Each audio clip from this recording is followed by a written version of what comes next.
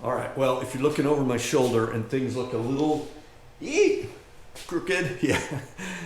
Recall I was putting the engine in and I was struggling a little bit with getting it under the firewall and over the cross member and all that. So I took all the bolts out of the body, lifted the tub up, slid it back, propped it up on a 2x4, and it's just sitting there right now. So here's the order of business for this weekend and or really for the next little chunk of this project so we can get moved on is I've got to sort out my problem with the cross member, why it's not lining up with the back of the transfer case. So I'll support the back of the engine, drop that cross member, see if I can move it back one set of holes, bolt it back up, see if that lines us up. If not, then adjust accordingly. Item number 2 while the tub is off is I'm going to get back under that rear differential and drill my breather hole and tap it for that little breather that goes to my ARB breather kit. And item 3 while the tub is loose is now that we've got that fuel injection system sitting up there, we do have to put a new electric fuel pump and a return line and this and that and fuel filters and so forth on there. I have all that stuff and it needs to be as close to the tank as possible because you want to push that high pressure fuel, not pull it. So I'll sort that out while I've got the tub off. And then when all that stuff's done, put the tub back in place.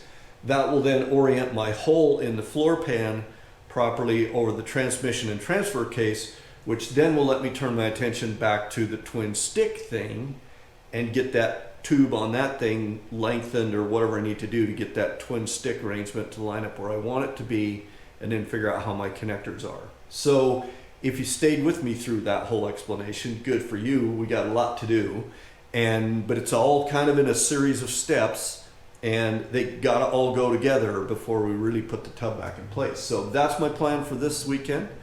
Got a daughter having a birthday, so I'm not sure I'm gonna have all that much time to work on it, but we're gonna tear in and move through that series of events before we start doing anything else on physically putting pieces and parts back on the block. But then that will be next. We'll get the motor button back up, get oil in it, and then start to work on obviously electrical and all that kind of stuff. So let's tear into it.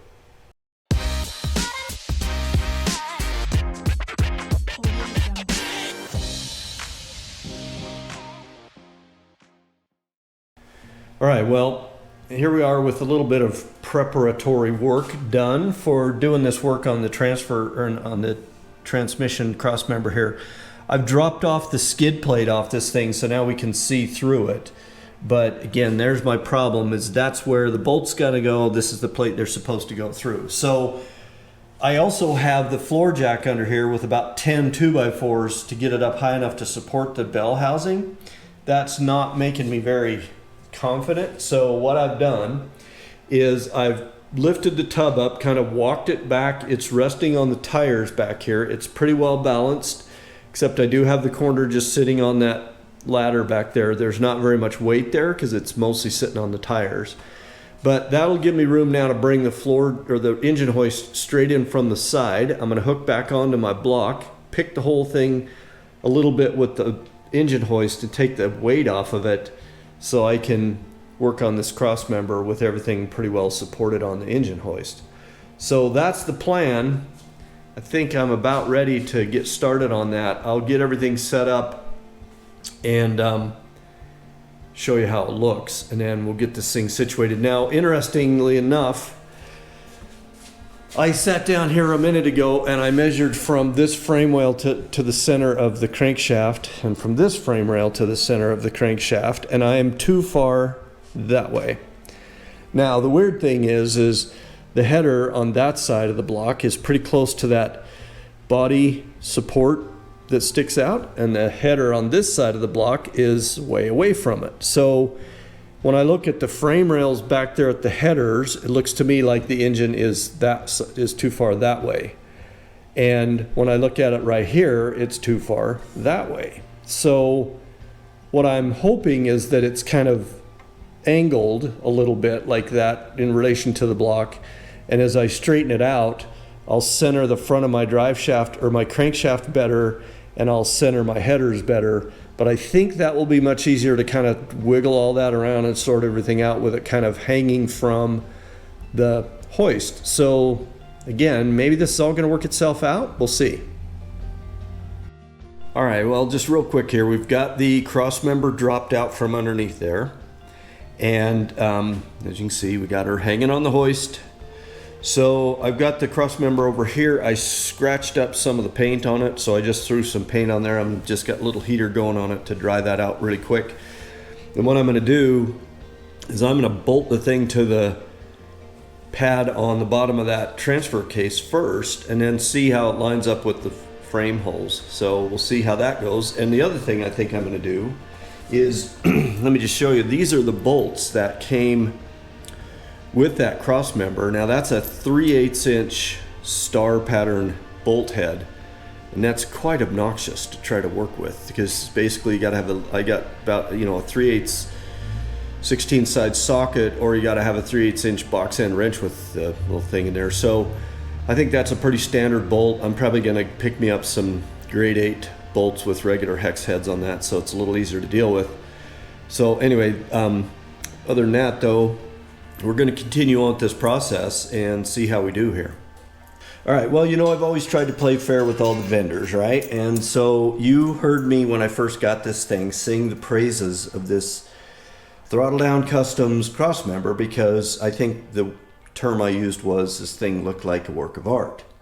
So I was just under the Jeep trying to put these 2 bolts into my bushing. Now this is the old bushing here, but you can see there's 3 holes here, and before in the old cross member I had a bolt in 2 of the outside holes here. So I'm under there trying to line this thing up, and when I get the first bolt in here,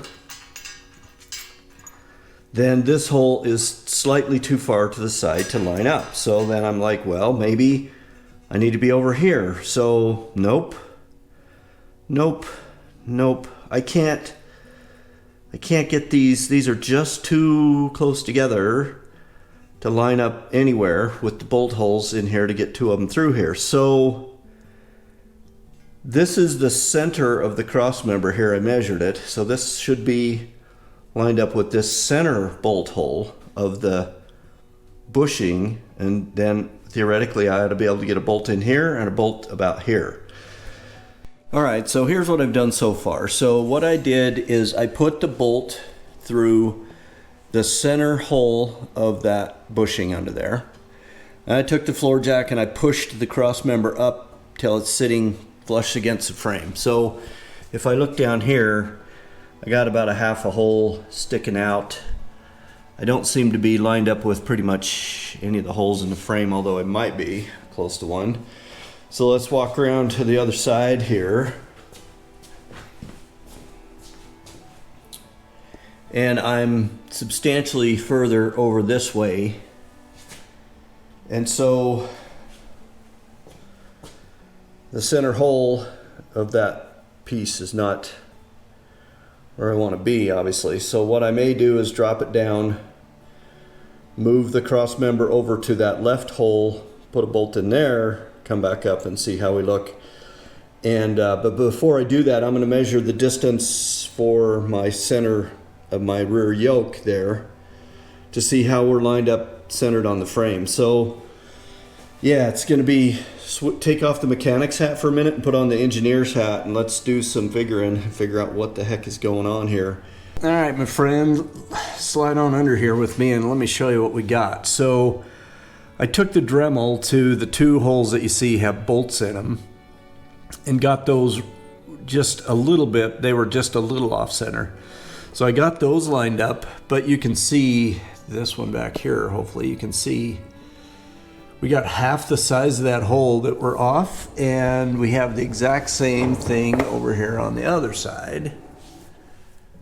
So we're missing, half the size of the bolt hole there, but it looks to me like we're fairly close now to being lined up with our bushing here.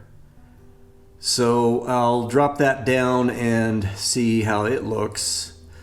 My guess is it looks to me like it's going to be, if I look straight up through this hole, I don't see the holes at all in the bushing. So I think what I'm going to do is I'm going to drop it down and mark the bushing and just drill new holes for the bolts here. All right, well, quick status update. I have ground all the holes out the way they need to be, so I now have 6 bolts in the cross member. And now so I have the transmission sitting on it, and you can see, let's see if I can put the light up here so it'll shine down through there. Obviously, we do not line up with our holes there. All right, well, all the fab work is done, and that cross member is bolted in place, all 3 bolts. The nice thing about it, if there is a nice thing about it, is I'm not using that hole that was stripped on the other side over there, so I don't have to worry about that. So anyway, I just dropped the drain plug out of the transmission. There's a tiny little bit of oil left in there. I'm letting that drip out.